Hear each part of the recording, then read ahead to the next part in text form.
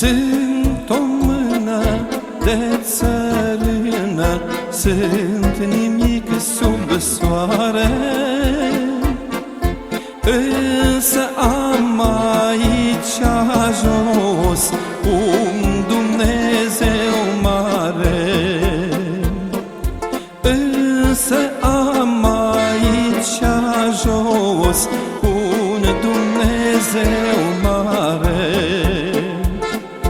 De aceea-i cânt și îl laud mereu pe Iisus Hristos, căci e Domnul meu, e iubirea mea. El nu m-a lăsat nici atunci când drumul-i greu. E iubirea mea, El nu m-a lăsat nici atunci când drumul-i greu. Sunt nimic sub soare, dar mereu îi cânt, căci am un Dumnezeu mare, El e Tatăl Sfânt.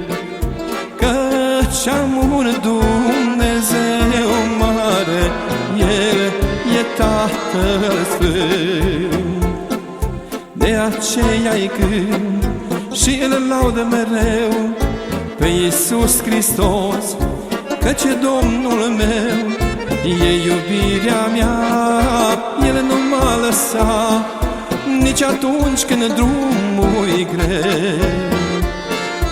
E iubirea mea, El nu m-a lăsat nici atunci când drumul-i greu.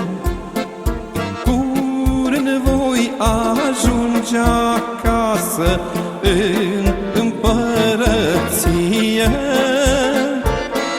și cu Sfânta lui Mireasă voi fi pe vecie. Și cu Sfânta lui Mireasă voi fi pe vecie. De aceea-i cânt și îl laud mereu pe Iisus Hristos, căci e Domnul meu, e iubirea mea. El nu m-a lăsat nici atunci când drumul-i greu. E iubirea mea, El nu m-a lăsat nici atunci când drumul-i greu.